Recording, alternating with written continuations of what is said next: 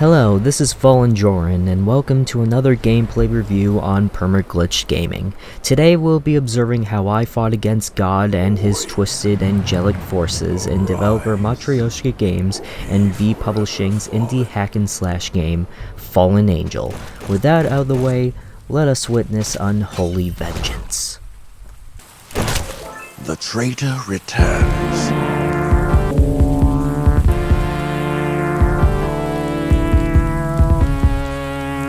Following an unwise heretic like you to hell.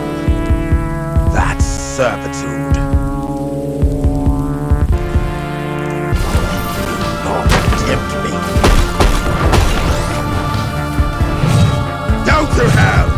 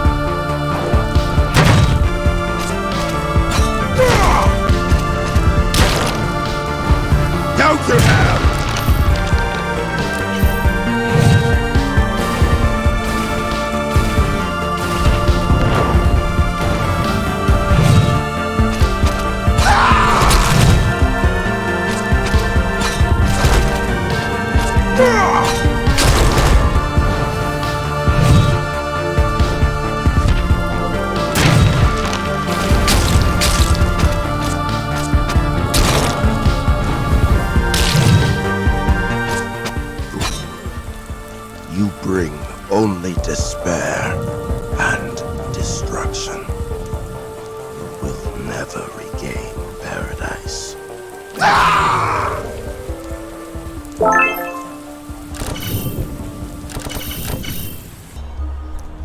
In Fallen Angel, you play as Lucifer, who wants revenge against all of creation in this 2D top-down perspective, where you use a combination of melee and ranged weaponry in fast-paced combat.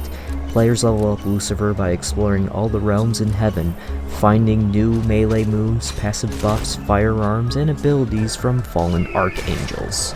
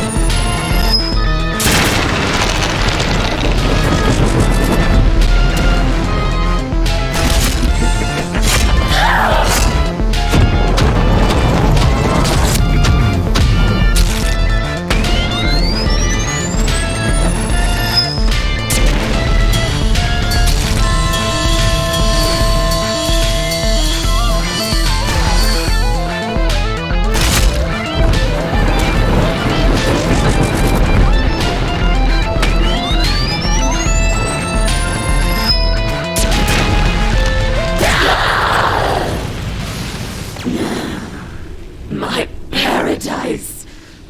God's only mistake was creating you. The end of our reign draws near.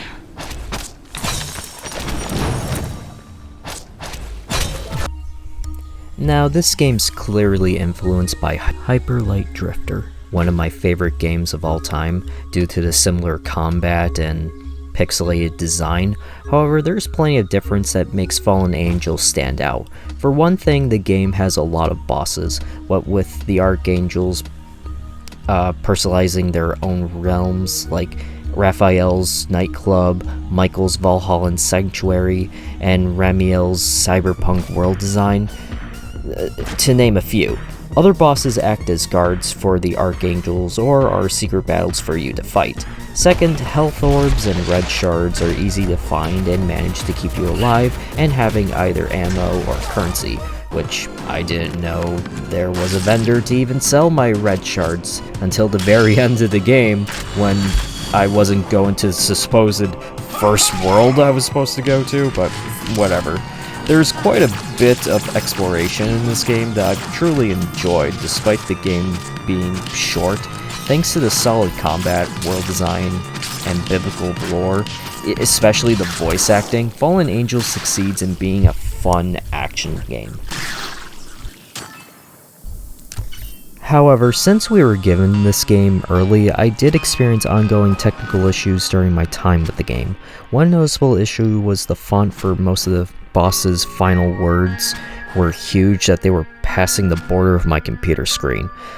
One time there was an elevator that didn't even move when I activated it, even after beating all the enemies in the room, which I had to fix the files of the game to work. The frame rate dipped whenever the fast travel points special effect was going off when close to it or activating the fast travel point, so I had to lower the frame rate to 45 in order to work around this issue slightly. All these minor issues fail in comparison of the fatal error that made me close the game a lot due to a duplicate key item being in the wrong menu, which led me not to use all of my items that I could have used to give myself buffs in challenging boss fights. Not that I needed these items to succeed, I still would have liked the option without any issues like that happening.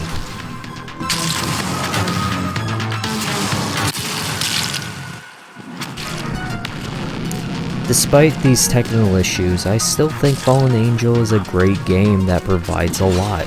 Sure, the game is short, roughly 6 hours in my playthrough of the game. It has a challenging and fast combat system, the pixel art for characters and realms are beautiful, and the story's revenge plot is decent with the backing of its strong lore. Once the game is fully released and most of the bugs are patched out, I highly recommend this game for fans of Hyper Light Drifter and for those looking for a fun indie game to play. Thank you to V Publishing for sending us the game, and thank you all for watching. Fallen Angel will be releasing today on Steam, so look out for that. Have a good one now. Later.